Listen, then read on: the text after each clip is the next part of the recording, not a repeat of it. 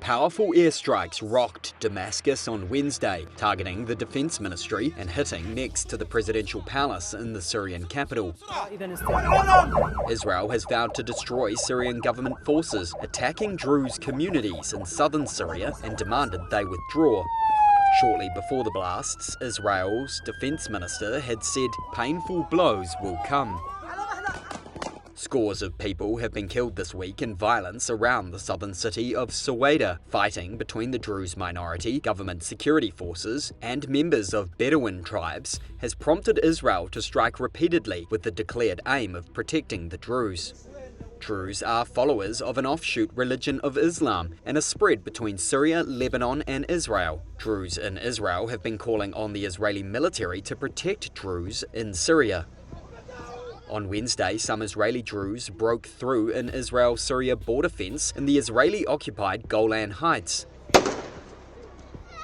Israeli Prime Minister Benjamin Netanyahu asked Druze citizens in Israel not to cross the border into Syria, saying the situation was very grave and they could be kidnapped or killed. The Israeli military said it continued to strike Syrian regime targets in southern Syria, including tanks and pickup trucks mounted with machine guns heading towards Sweida. The violence has underlined big challenges facing interim President Ahmed al-Sharaa, despite warming ties with the United States. He seeks to stitch Syria back together in the face of deep misgivings from groups that reject Islamist rule. Convoys of Syrian army tanks and trucks entered the Sweida city on Tuesday. That was following deadly clashes between Druze armed groups and Bedouin fighters earlier in the week. Israel launched airstrikes on these government troops, saying it was acting to protect the city's Druze population and to ensure the area near the Israeli border remained demilitarized. A Reuters reporter heard at least 4 strikes and saw a damaged tank being towed away.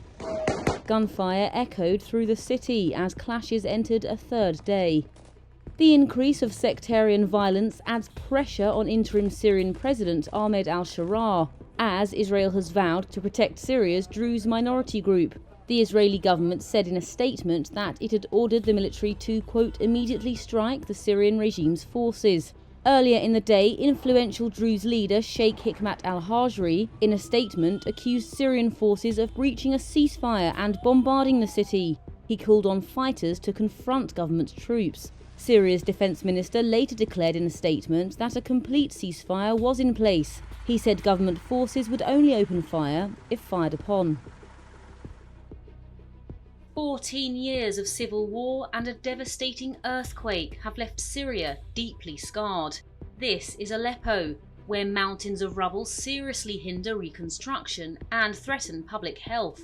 Syria's civil defence is aiming to remove 105,000 cubic metres of rubble, only 40% of what's on the main streets alone. That's according to its director, Mohammed al-Rajab, who says this will take a full year of continuous effort. Environmental damages and the spread of pollution and rodents are preventing people from returning to their homes or getting back to their normal life. Unexploded ordnance due to bombardment and airstrikes spread in this place and might explode at any moment, affecting children and women in the residential neighbourhoods. There's also the issue of the psychological state and the lack of hope felt by the community with the existence of this rubble. People are also trying to restore their lives via their own means. And resident Khaled Fadel Ahmed explains what it's like living amongst these ruins. It's been 5-6 years that this neighborhood has been suffering from this rubble. People suffer the most from it, in addition to diseases, breathing problems, and damage to nature. And it contains a lot of insects and reptiles, such as snakes and scorpions, as well as harming animals. US President Donald Trump announced in May that Washington would lift sanctions on Syria, an order he signed on Monday. Following this May announcement, Syrian President Ahmed al-Sharaa said he was committed to enabling national and foreign capital to contribute to reconstruction.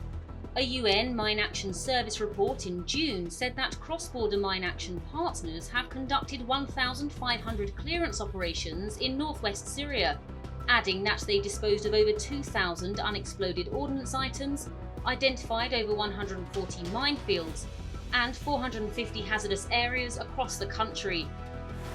Despite the scale of this challenge, smaller initiatives are also underway to recycle rubble for construction use. Workers in an Aleppo factory sift through debris to produce concrete blocks and sidewalk tiles that can be used to rehabilitate neighbourhoods. But its manager said more machinery and investment are needed to expand this effort.